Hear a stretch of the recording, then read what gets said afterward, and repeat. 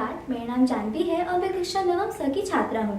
आज श्री गोस्वामी तुलसीदास जी की जयंती के पावन अवसर पर मैं आप सभी के समक्ष अपने कुछ विचार प्रस्तुत करना चाहूंगी। श्री गोस्वामी तुलसीदास जी एक महान संत, कवि और दार्शनिक थे, जिन्होंने श्री रामचरितमानस जैसे महान ग्रंथ की रचना की थी। उनका जन्म सन 1511 ईस्वी में उत्तर प्रदेश के बांदा जिले के राजपुर ग्राम में हुआ था। उनके पिता का नाम आत्माराम दुबे और माता का नाम खुलसी था। उनका जन्म आभुष्ट मूल नक्षत्र में होने के कारण उनके माता पिता ने उन्हें त्याग दिया था।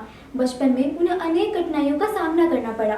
बचपन में ही माता पिता का वियोग सहने के बाद संत नरहरिदास ने उनका पालन पोषण किया और उन्हें ज्ञान और भक्ति की अनेक शिक्षाएं दी।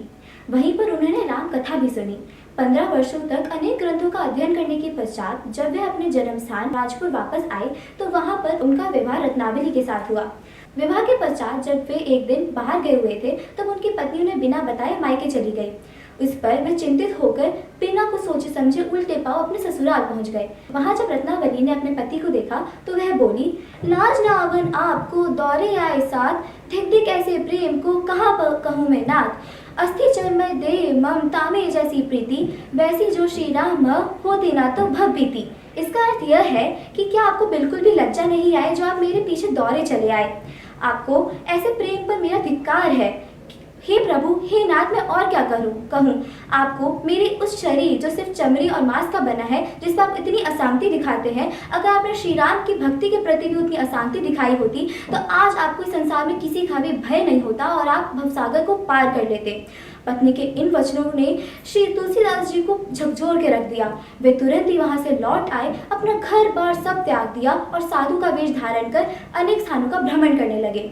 वे श्री राम की भक्ति में विलीन हो गए और काशी में उनके दर्शन श्री हनुमान जी से हुए। श्री हनुमान जी के द्वारा उनके दर्शन चित्रकूट में श्री राम से हुए। श्री राम से मिलने के बाद वे अयोध्या आए और वहां पर उन्होंने सन 1574 में रामचरितमानस लिखना प्रारंभ किया। उनकी यह रचना 2 वर्ष 7 माह और 26 दिनों में पूर्ण हुई। तुलसीदास जी ने विनय पत्रिका, दोहावली, कवितावली और हनुमान चालीसा जैसे अनेक ग्रंथों की भी रचना की। उन्होंने इन सभी ग्रंथों को श्री हनुमान जी और श्री राम जी के प्रति समर्पित किया। उनका यह कहना था कि अगर इस दुनिया में सबसे घनघोर पाप यह है कि अगर हम किसी को बिना किसी बात की पीड़ा पहुंचाते हैं। फिर वह राम नाम का जप करते हुए राम जी में ही विलीन हो गए सन 1623 में। धन्यवाद।